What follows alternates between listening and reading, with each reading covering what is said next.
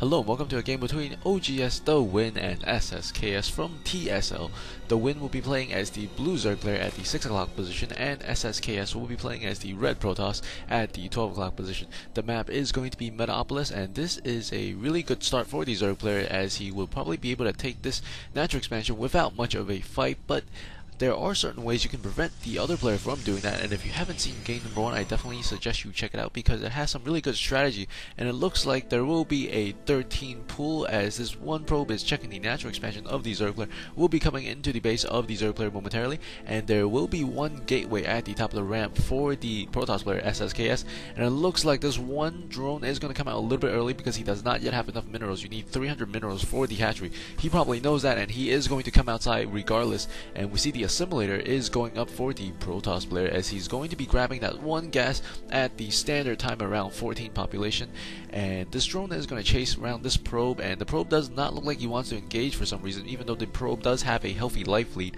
I think if he were to engage there, it would have been okay, but some of these Zerglings are going to be on the way, as the spawning pool has recently finished, and the probe is moving back and forth a little bit as this drone is going to come out possibly to put down a hatchery. No, it looks like he still does not have enough minerals because he had produced those two Zerglings that will be coming out very shortly. The extractor is about to finish for OGS TheWind, as sSKs is still trying to keep the harass and the pressure up on his opponent. If we take a look inside the base of sSKs, we see something funky here. If you take a look at the number at the lower half of the screen, it says 64, 65, it's building up energy. This is very unusual, especially for high level players, to let them build up on energy, but in this case he's probably saving it so that he can chrono boost the cybernetics core for the warp gate technology, and he's probably thinking about doing some really early pressure because this is very unusual. Usually Protoss players spend all their chrono boosts on the nexus at the very early stage of the game, as this probe is getting chased around. There's also another probe over here. They spend it on the early stages of the game on the nexus because that will chrono boost a lot of probes, will help you get those early probes out and help you get the production of those minerals as you need. And as I suspected, it looks like he will be chrono boosting the warp gate technology non-stop, and he will also probably be placing down a gateway, and this is a very key moment. The Zergling is going to fall back, and if we take a look at the Zerg player's vision, all he sees is the cyber core and the gateway. He does not see the 3 additional gateway that will be coming out very shortly for sSKs. I think sSKs was not too happy about game number 1. That's why he's going to try the 4 gate for game number 2.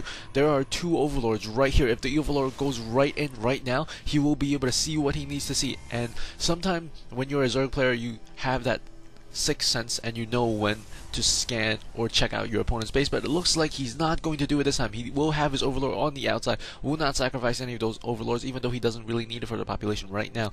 And the warp gate tech is going to complete. The final chrono boost is being spent on it. If we take a look at the income, we can see the Zerg player and the Protoss player about even. The Zerg player is slightly ahead because he does have more drones over the number of probes the Protoss player has. The Protoss also has 3 probes on top of the mineral line, and some drones are going to be, some Zerglings are going to be coming out on the field, as the warp gate tech is going to warp in right here. We will see a lot more units very quickly because he can warp in from 4 gateways, and I think the Zergling does suspect now that his opponent does have the 4 gates, and he will be putting down, he is making an overlord as these units are coming across the middle. The Zealot is getting vision. The Stalkers are very smartly at the bottom of the ramp, not getting surrounded by those Zerglings. A lot more Zerglings are coming out right now. As we take a look, there are 20 Zerglings on the field, 60 more to come, and the Stalkers want to pick off the Queen. The Queen's last wish, inject that hatchery. Very good idea there because he will need that extra boost of production, and these Stalkers actually get surrounded. This is not what you want for the Stalkers. Stalkers trying to run away from these Zerglings. Zerglings trying to get us around on the Stalkers.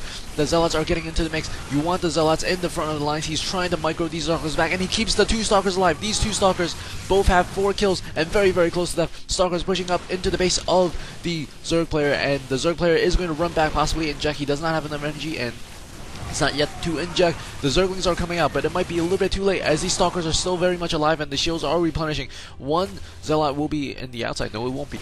The drones are coming off the line. The Stalkers are trying to micro away from the drones. The Zealots are trying to get to the front of the line. The drones are getting into a midst of it. 14 Zerglings on the way, and there might be more gateway units as he's warping in 3 Zealots right now on the outside with a pylon, and these drones are going down really fast as the drones and Stalkers are getting shot at by each other. Drones are spitting on the Stalkers, and the Stalkers are sort of spitting on the drones. And the Stalkers are running to the side. They might be able to take down these Stalkers, but the Zerg player has absolutely no income. He has only 1 unit left. It looks like, oh no, he does have 3 drones. And the Zergling will take down the final Stalker, and it looks like the army count right now is at 37-4, and he does GG. Oh man, that is 10 times the army size. Hope you guys enjoyed that game. Game number 3 will be coming your way very shortly, and if you like what you see, please do subscribe, and also check me out on Twitter and Facebook. And thanks for listening. See you at the next game.